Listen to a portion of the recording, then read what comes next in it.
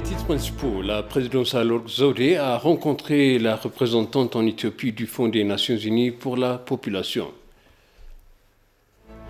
Les spécialistes disent que l'Éthiopie a le droit véritable en tant que pays riverain en amont de développer sa rivière Abay.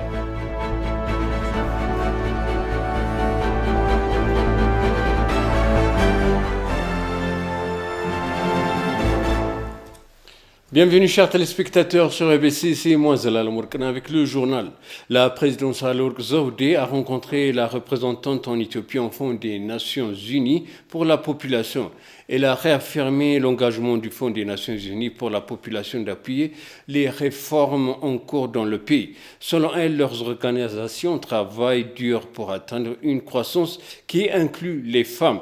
Selon les informations obtenues du cabinet de la présidence Sahle-Work Zewde a apprécié les efforts des Nations Unies pour atteindre les objectifs de développement national de l'Éthiopie. Par ailleurs, la présidence Sahle-Work Zewde s'est entretenue avec le directeur d'Afrique du groupe Canal+, sur l'un des principaux acteurs de l'industrie de la télévision.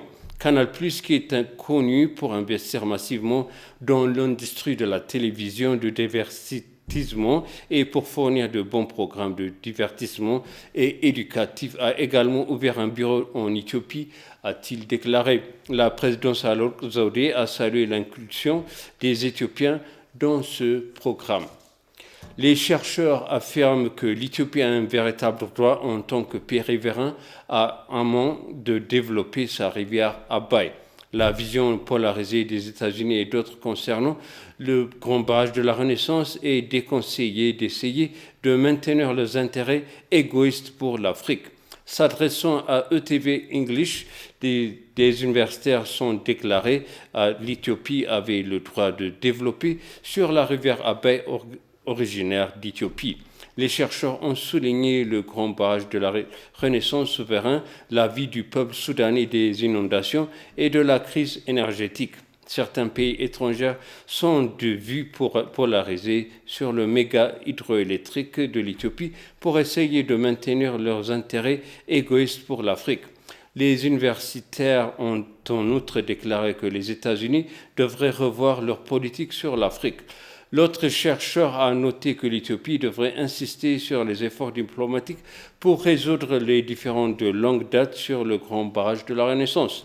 L'opération militaire de l'Égypte et du Soudan n'est pas une solution pour la région, ont ajouté les chercheurs.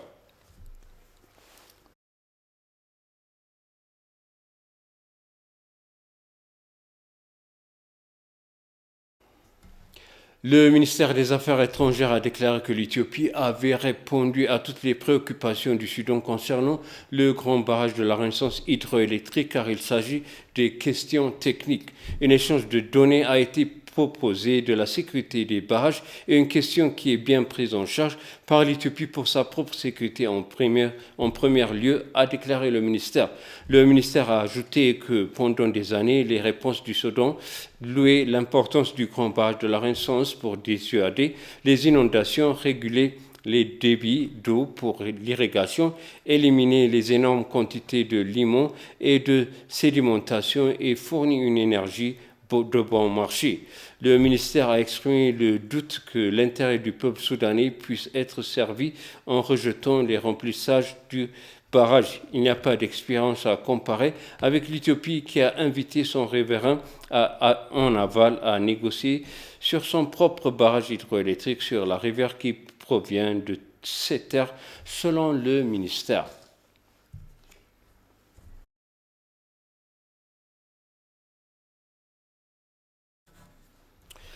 L'ambassadeur en Éthiopie en Arabie Saoudite, Lenco Bati, a présenté une copie de ses lettres de créance à Mashari Binneti, sous-secrétaire aux affaires du protocole au ministère des Affaires étrangères de l'Arabie Saoudite. Les deux parties ont discuté des moyens de renforcer les relations multiformes entre les deux pays. Leur discussion a également été portée sur la situation des citoyens éthiopiens en Arabie Saoudite et sur la nécessité de renforcer encore la coopération à cet égard. L'ambassadeur Lenco a également fait des exposés sur le processus de consolidation de la paix en cours dans la région de Tigray ainsi que sur le conflit conflit frontalier entre le Soudan et l'Éthiopie et le barrage de la Renaissance.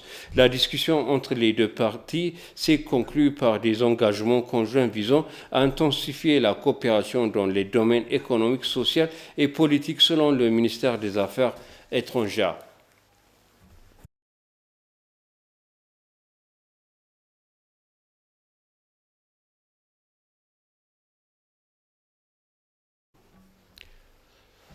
Divers experts de médias ont accentué le destin de la sixième élection nationale en exhortant les partis politiques à utiliser correctement le temps d'antenne accordé aux médias contrairement aux élections de l'année précédente. L'un des domaines dans lesquels les partis politiques et les militants des droits de l'homme se plaignent généralement est couverture de médias des élections. BT Soussiari nous présente les détails.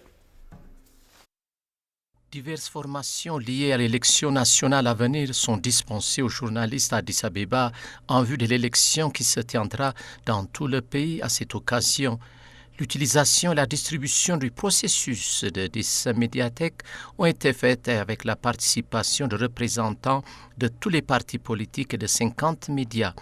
Il comprend 7 journaux, 27 stations de radio et 29 stations de télévision. Le tirage au sort a été effectué par la loterie riche en technologie de la Broadcasting Authority qui comprenait 46 partis politiques.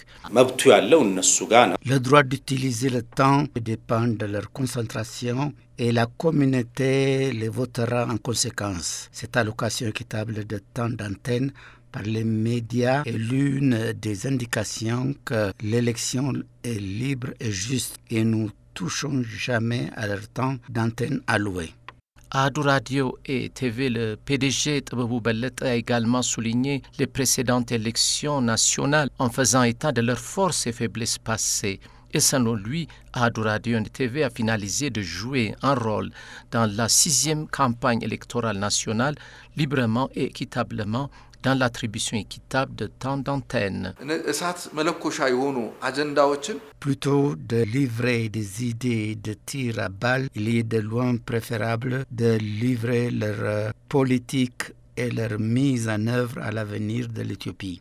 Il n'est pas nécessaire de motiver la communauté à la vengeance et à d'autres types d'affrontements ethniques en pensant à une Éthiopie pacifique.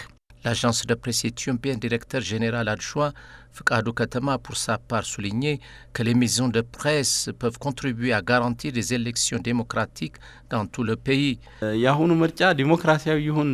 Pour entreprendre des élections démocratiques correctes, nous avons finalisé nos préparatifs pour servir toutes les parties de manière égale et équitable lors de la conversation avec les organes concernés. S'il y a un problème dans le processus de leur temps d'antenne, il sera résolu en consultation avec eux et le résoudre en conséquence. Dans le même ordre d'idées, le directeur général du Conseil éthiopien des droits de l'homme a insisté sur le fait que les organisations de la société civile entreprennent diverses activités pour faire leur part dans les prochaines élections nationales afin de garantir davantage une situation pacifique et une question de survie serait décidée.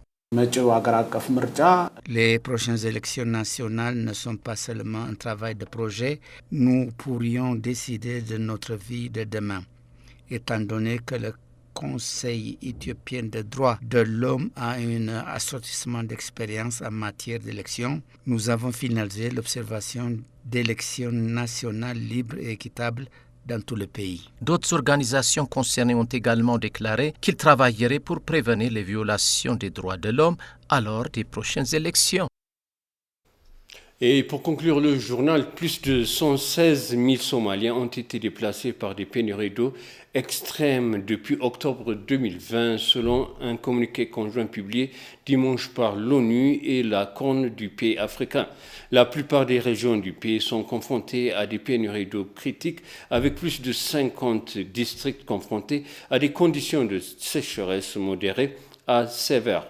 La Somalie a été confrontée à des conditions particulièrement préoccupantes car la prévision indique une deuxième saison consécutive de précipitations inférieure à la moyenne d'avril à juin. Le mois dernier, la Somalie a appelé les donateurs internationaux à fournir un financement suffisant et rapide pour renforcer les capacités d'intervention d'urgence du pays. Selon le ministère des Affaires humanitaires, jusqu'à 2,7 millions de peuples à travers le pays ont besoin d'une aide humanitaire.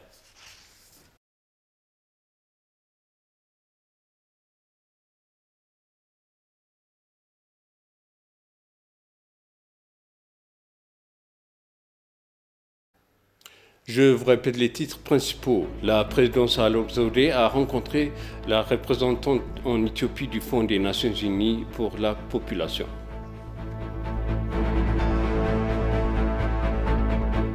Les spécialistes disent que l'Éthiopie a le droit véritable en tant que pays riverain à un moment de développer sa rivière Abay. Chers téléspectateurs, ainsi s'achève le journal. Merci de nous avoir suivi. Excellente suite de programme.